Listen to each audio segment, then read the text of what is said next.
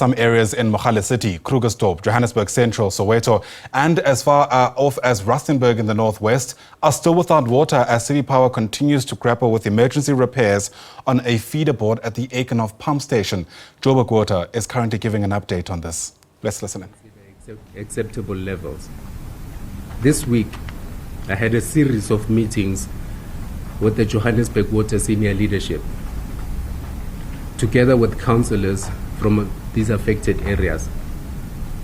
Councillors were appraised of the progress of our technical teams. We worked with councillors in terms of coordinating water tankers, as well as continued providing emergency water supply in the Linden and Blagori supply zone. The following areas have started recovering water. Although the poor pressure in these areas include the areas of Blagori, parts of Darrenwood, Robindale, and some parts of Ferndale. These are the last areas that remain to be fully restored with supply in the city.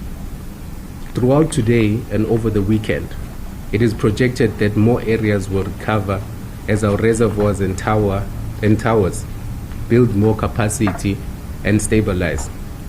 The technical teams will continue closely monitoring the systems, and we will keep residents informed of the developments and any changes that would occur.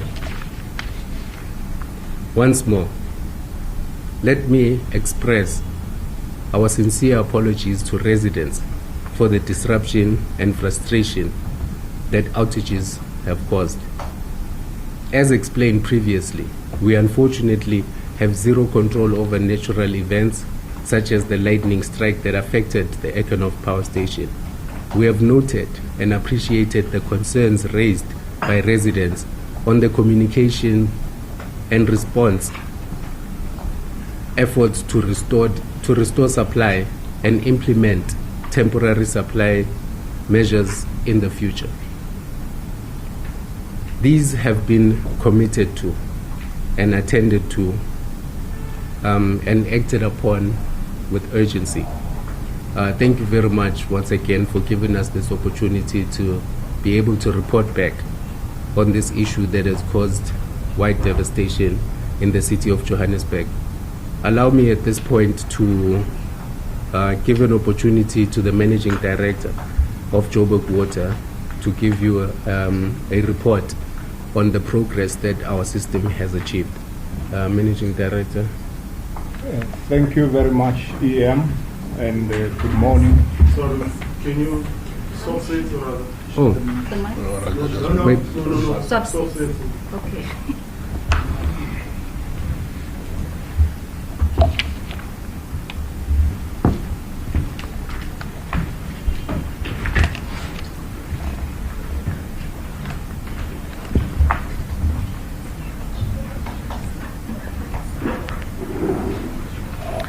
Thank you very much, and good morning. We're going to be taking you through the water system update for the city of Johannesburg. This update basically will be giving you an insight as to where are we in terms of all our systems that we have that supply water to the city of Johannesburg. We've got about 128 systems in terms of the levels. But before I get to that, let me also take this opportunity to indicate to you that the issue, as alluded by the executive mayor, that ended up with a situation in the area of Randburg, specifically in Linden 1 Reservoir Zone as well as Blagori Reservoir Zone. It's an issue that was linked, of course, with the incident that happened, that started on Sunday the 3rd. So I'm mentioning this because when that incident happened, which happened on Sunday the 3rd, plus the major incident that happened around the power failure that happened on the 4th, whereby the pumping resumed midnight of the 5th in terms of pumping at full capacity. We were able to get all the system except the one that we are discussing back supplying normally by Friday morning. So this is very important to indicate that the issue of Randbeck, Blackgowrie Reservoir, as well as Linden 1 Reservoir, it was part of a broader challenge that we had, which was affecting 50% of the city of Johannesburg. And I'm saying this because recently you pick up, like when we report or when you hear about Blackgowrie and Linden, it seems to be removed from the main issue that we're dealing with in the last week. However, the challenge that we experienced there was that when all the other systems recovered, which they recovered Friday morning, of course they were gradually coming back, but by Friday morning we had all the other systems except the three systems that I'm talking about. The Linden 1 Reservoir, Linden 1 Tower, Blackgowrie Reservoir.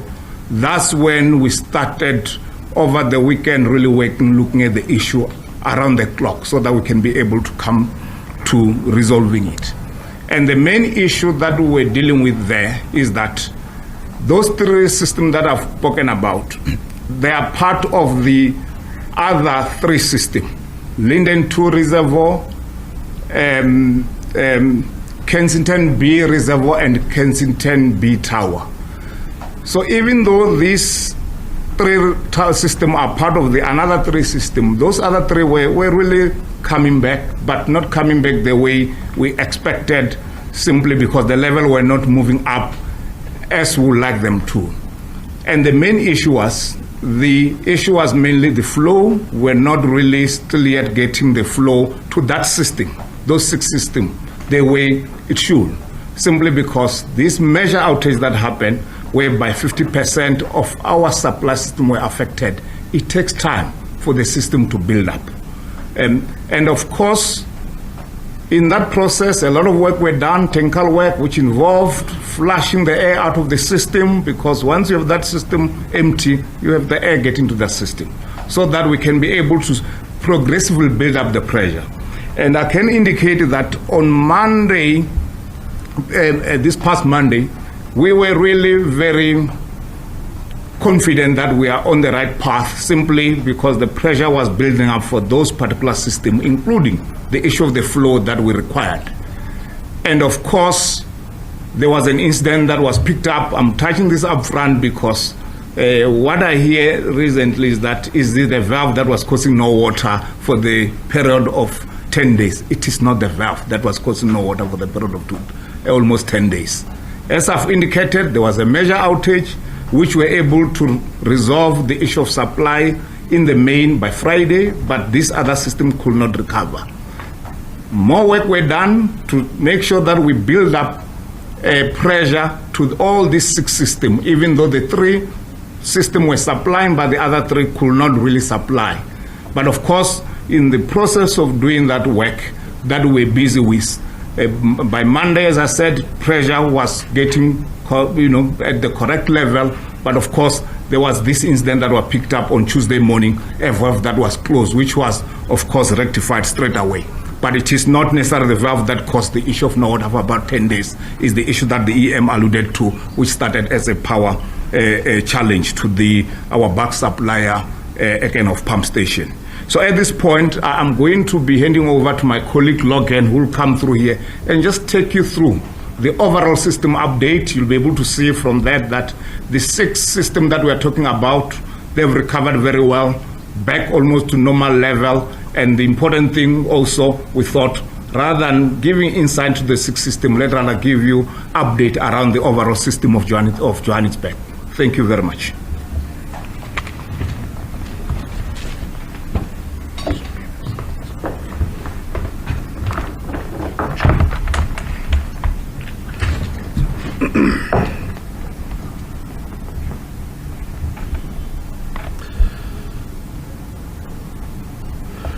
Good morning, colleagues. So I'm going to take you through a presentation to illustrate the status of the Joburg water system as a whole.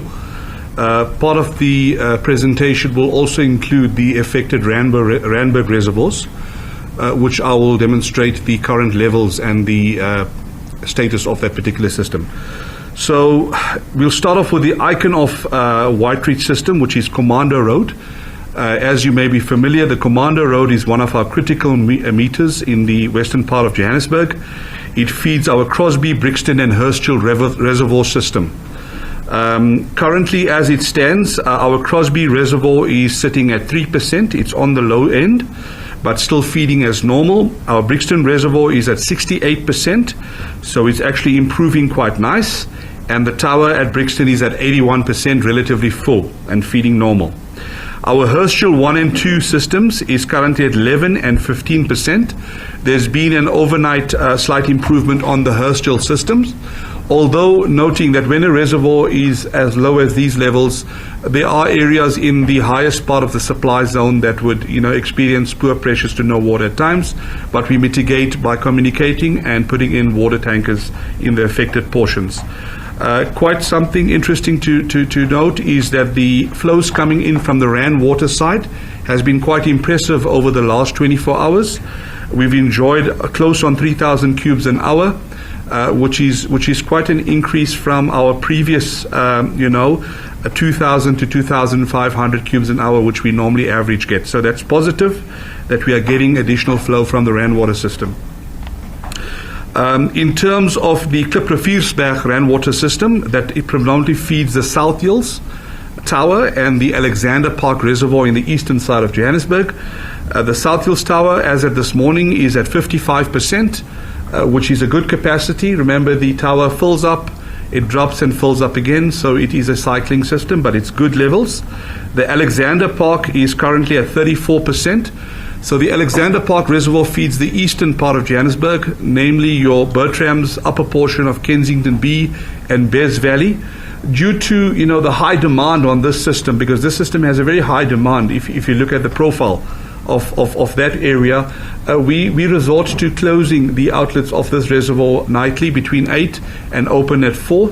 The reason we do that, if we don't do that, we will actually end up in the morning with an empty reservoir. So that's one of the measures that we do to boost water for the day. However, that comes with certain areas, in the upper part of the supply zone that would get water later, but we tank water into those areas where required. In terms of the Stafford meter, this meter is on the central part of Johannesburg Town. Parktown and Berea reservoir systems get fed off the Stafford meter. Our Parktown reservoir, which feeds across the ridge towards Waverley Santon area, is currently sitting at 38%, and our Berea reservoir is currently sitting at 18%.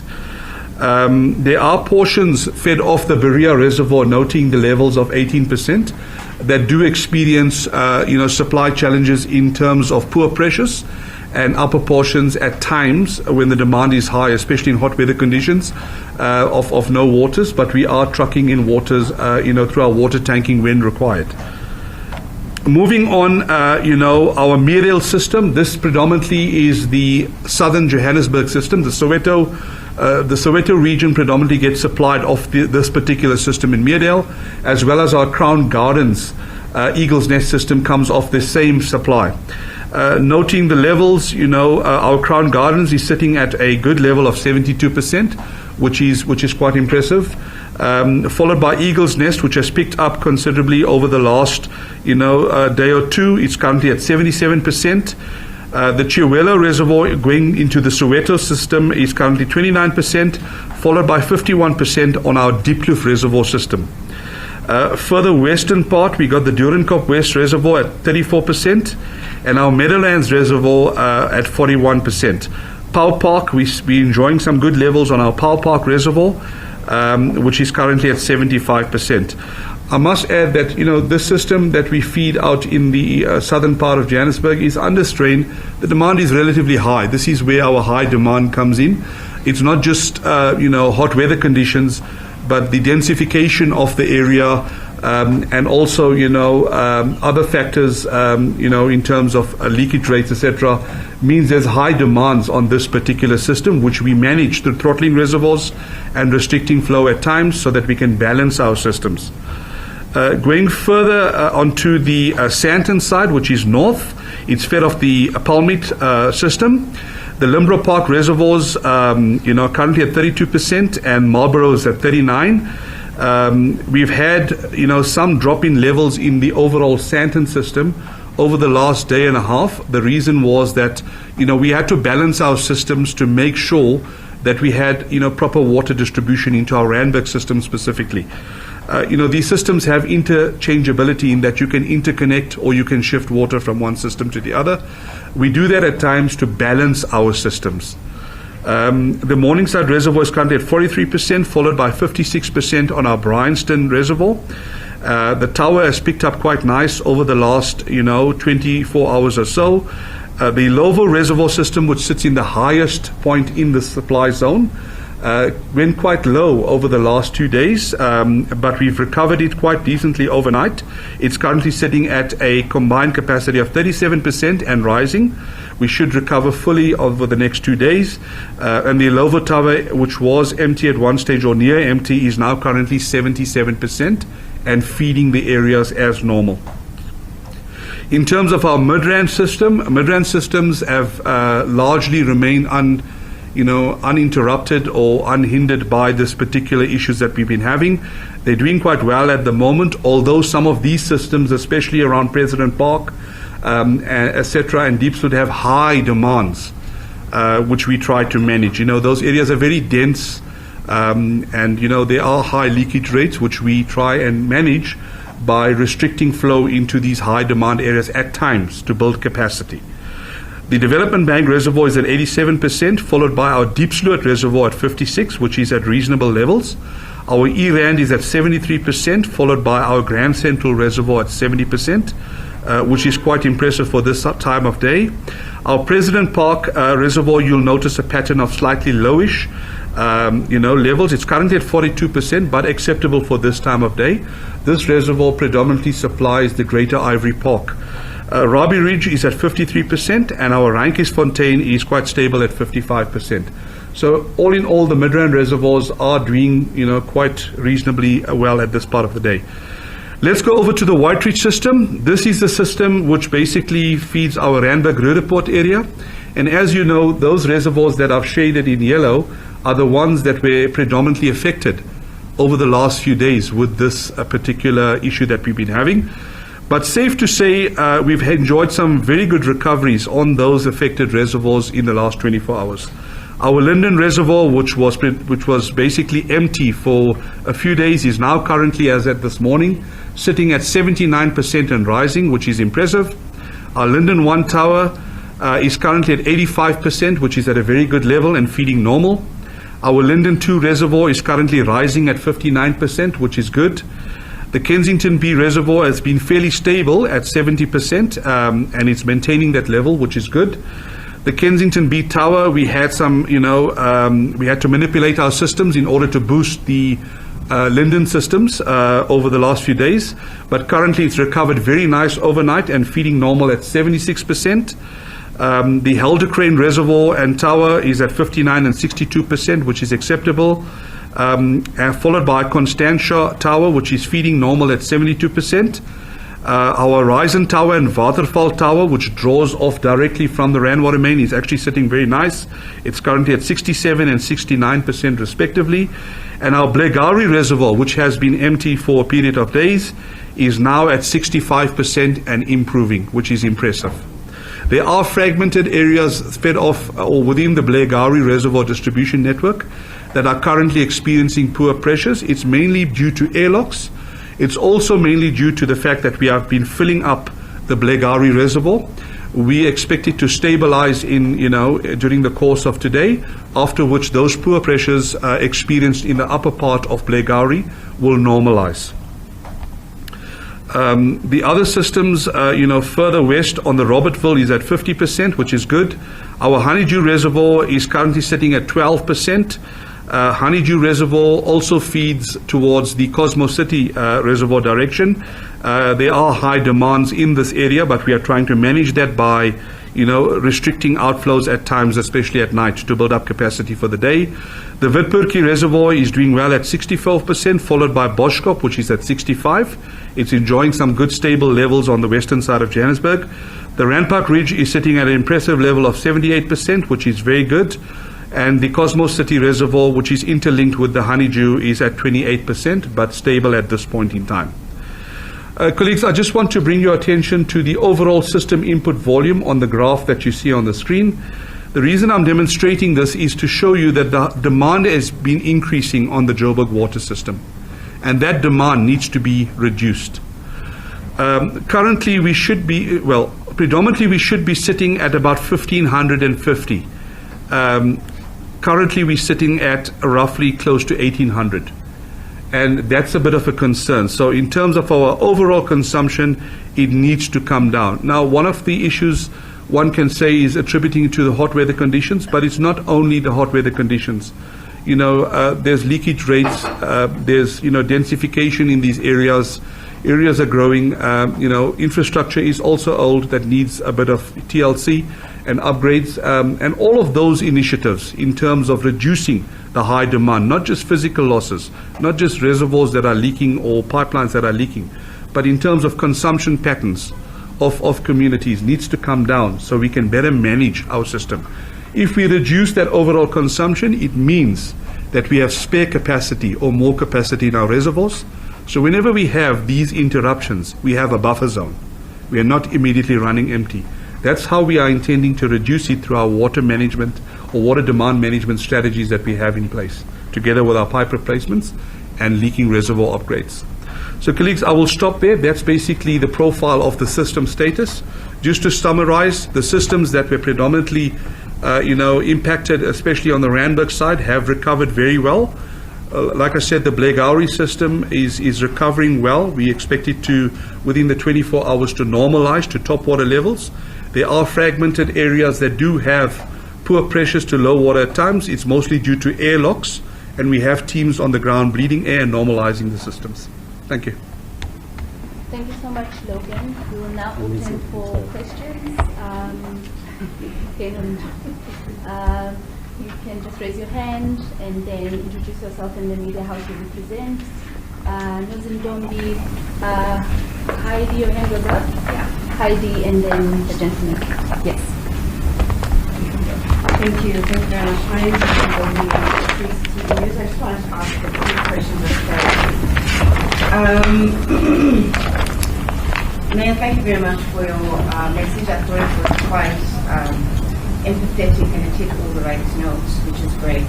However, it does seem to have, it does lend itself again to the criticism around the confusing messaging. It does not seem to have clarity in terms of last week this was the problem, this week this is the problem. So there just doesn't seem to be clarity around what the main problem is. So maybe that's something that you can deal with going forward in terms of how you deal with the overall communication to residents. Again, the communication thing, residents are frustrated by that, but that's an ongoing issue that I think maybe you guys need to resolve. That's question number one, around the confusing messaging. And then the second question is around the issue of the aging infrastructure. I mean, that seems to be the main culprit, among other things, which Logan has listed. But how are you going to deal with this long term? It's all well and good to say, well, it's this, that, that's the other thing. But how do you deal with that in terms of long term? You had crisis talk meetings with councillors, and you've spoken to Joburg Water, Rand Water, and all these different parties. But how are you going to deal with that long term? Because this is unsustainable, right? And then in terms of the issue of the water tankers, I mean, it was a push on. It really was. You can't say now, after you've had the conversations with the councillors, etc., you brought in the water tankers when the last time you brought water tankers was last week. And this is what, day 12 of the crisis. How are you going to deal with that effectively, realistically, right? And then for the mayor in particular, aside from this, if you don't mind me asking you, just aside from this press briefing itself, I just wanted to get a clarity from you around the issue of the 130 dismissed workers. In light of the recent High Court order, what are you going to be doing with those 130 workers? Are you going to be reinstating them, or are you going to be compensating them for what now happens after the High Court order? And what were your initial thoughts about that layoff in the beginning? Thank you very much. Heidi. So most of the questions have been asked, but I just want clarity on the valve. And the reason why I'm asking is because when we were in the Gari Randburg side about 2 days ago, the residents because they feel there's no communication and they don't understand what's going on. Because initially we were told it's because of this, and then it's because of this, and then suddenly there's a valve issue. How serious was the valve issue with the water not being supplied to these areas specifically? And also, how did you not detect that a valve was closed? I mean, what systems do you have in place that you aren't able to detect a valve is closed, number one? Number two, how was that valve closed? Who closed that valve? Thanks. Stephen from GateNet. So with regards to the old aging infrastructure, just how old is that infrastructure? And are you getting, support from national government, the Department of Water and Sanitation in particular? And we were in Brixton yesterday, and I'm sure you're all aware of, the issues in Brixton where residents have been without water, some going for as far as 7 months. Yesterday, the taps are still dry, and they're asking questions to say, but what's really happening? What's causing this problem? Is there any response with regards to that? And lastly, with regards to the Eikenhof, situation, which was as a result of, the lightning striking the pump station, is there no backup system in place, to deal with this, or to avoid such incidents from happening in the future? We have any other questions? Hi guys, Gloria here from Eyewitness News. My question is unrelated to Eikenhof, but I would like to ask about the Hector Norris pump station. It seems like there's been some issue there because some parts of the CBD have been without water for about 8 weeks now. This is after the issue initially started when the Hector Norris pump station had a power outage on the 21st of January. And it seems like places like Pritchard Street, N Street, Nugget Street have been without water since. And I have inquired about this before to ask what exactly is happening. And I was told that there was an issue with load shedding, which has had an impact on water supply to areas that are getting water from that pump station. So I just wanted to get clarity in terms of what is happening there, because there's still no water still. I'll hand over to the panel to answer the questions, and then we'll go for the next round. Logan and Andy, if you can take the technical questions. Thank you, colleague. So I've made some notes here. So let's start with the first one. In terms of the main problem, I think the MD has already given a quite summarized version of what has happened here. The incident, I think one must understand it in context. It started the previous weekend on the Sunday when, lightning struck a city power substation. That city power substation feeds Rand Water's Eikenhof pump station. So that basically resulted in no power into the Eikenhof pump station, so they could not pump into our reservoirs and distribution network. We weren't only affected, it also affects Ekurhuleni, Swane and other metros and bulk, customers of the system. 2 days later, there was a feeder board at the the City Power substation that basically fused. It burnt out. It had a flashover, and that yet again affected the supply to Rand Water's Eikenhof pump station, in that they could not pump into our distribution networks. Now, the moment they stop pumping, what happens to our reservoirs? They go empty, because the reservoirs are feeding large areas, and as we know, in lots of cases, the areas are quite dense and they have their own unique challenges. That was, restored relatively quick. 2 days later, our City Power technicians and engineers worked quite, efficiently through the nights, and they restored power quite soon. And the Eikenhof pump station on the Rand Water side resumed normal pumping. In fact, they also pumped a little bit extra, maximum that they could, which was good. So the entire system, not just the Randburg system, which was affected, started showing, signs of recovery. By Friday, most of our other systems that were interrupted as a result of this electricity issue had shown good signs of recovery, except for the Randburg reservoirs, namely the Linden 1, Linden 2 reservoir, the Kensington B and the Blairgowrie reservoir. Those were just battling to recover. And then we started sending teams on the ground, trying to better understand what is going on. And we were getting flows into the system, but the flows were not sufficient to fill up the reservoirs, especially the Linden 1 and Blegauri Reservoir. The reason being that Linden 1 and Blegauri Reservoir sits at the highest point in the supply zone. Any reservoir that sits on the highest point in the supply zone needs the highest system pressure and flow to boost so that it can fill. So we just couldn't get that volume and flow into those reservoirs.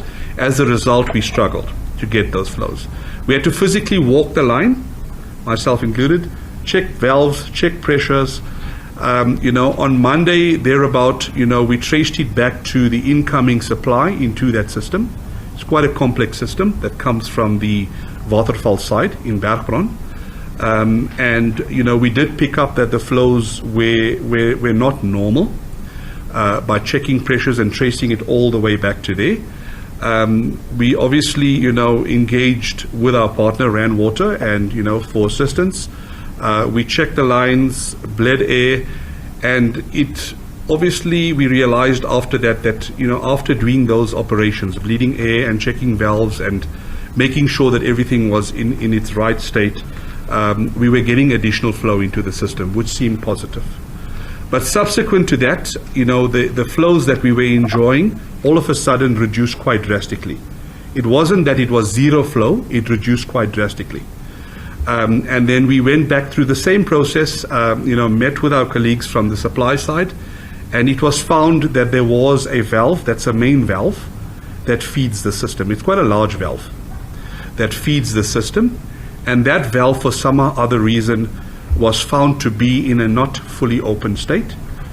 For some other reason, that's been investigated, and there is a technical team that's looking into that, and I believe that task team needs to be given a fair chance to establish the facts so that we can learn lessons from that and prevent such incidents in future. It might be a technical issue, but the task team should be given a fair chance to investigate and determine the causes of that. But nonetheless, to summarize, the valve was, operated.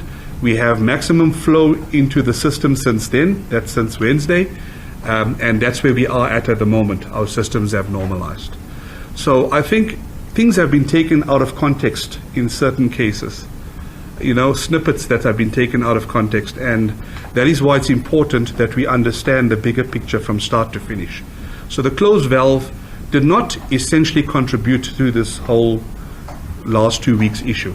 It was a chain of events, and one on the series of events, the valve was one of the issues that we found to be, restricting. Thank you. In terms of aging infrastructure, I think our MD will talk a little bit about that. In terms of water tankers, I just want to touch. Remember, water tankers is a mitigation plan. It's not meant to replace potable water.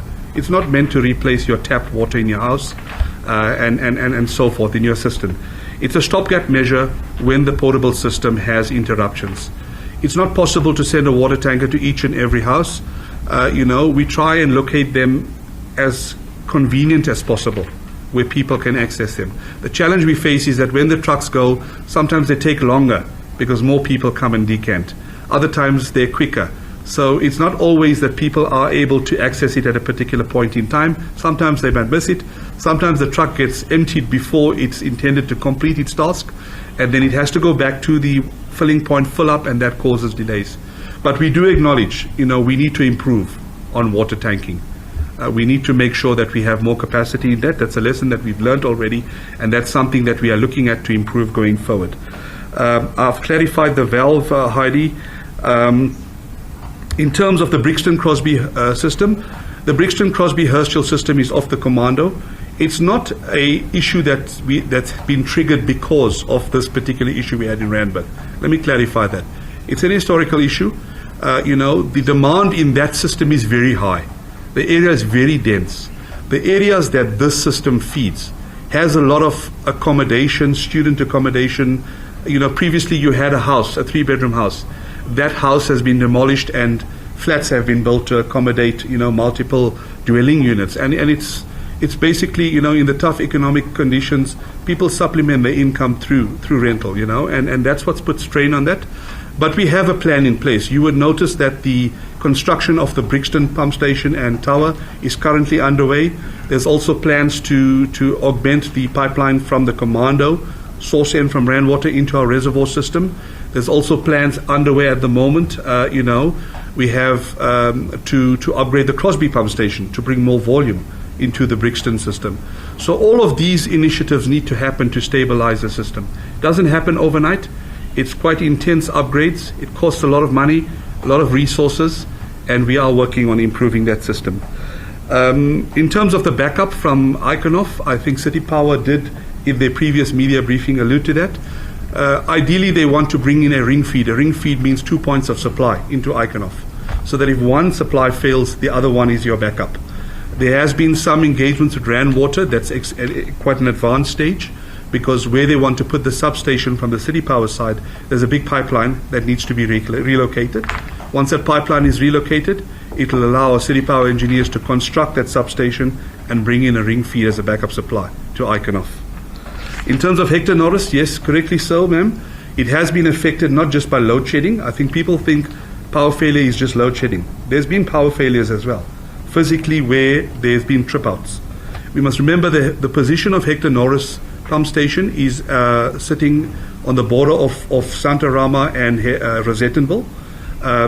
There's lots of vandalism that happens around those areas because of the criminal activity, etc. There's been cables at times that have been stolen, etc. All of those together with load shedding affects the Hector Norris pump station at times. Currently, we do know there is a problem in that part of town that we're looking at. We've got technicians on the ground that are walking the line. We are quite close to solving that. But in the main, the Hector Norris pump station is quite severely hit quite often, either with load shedding or with the power failures that happen. We also have occasionally electrical failures, because remember, when there's vandalism, it affects our switchgear. You might find that it has caused it to flash or caused it to malfunction, and that sometimes creates downtimes. But we have teams that are dedicated in repairing and maintaining those. Thank you. MD?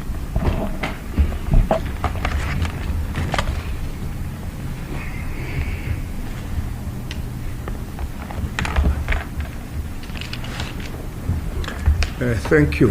The issue relating to the aging infrastructure, indeed it is a challenge, and a challenge that we are looking at very closely as the city of Johannesburg. Maybe it's a way of context is to, just before I start zooming in to say what we're doing, is that to share with you the extent of the water infrastructure in the city of Johannesburg. This is a massive system. We're talking about 12,500 or so kilometers of water pipes, almost the same length of sewer pipes as well. I've indicated earlier 128 systems. When I say systems, that represents total number of reservoir and tower that exist. So indeed, we have a challenge of the backlog, and this backlog really is as a result that historically we should have been investing at a higher pace than what we have invested. Currently, as things stands, we have a backlog of about 27 billion rand. So these are the infrastructure that we should have brought on board or replaced in terms of those infrastructure that are existing.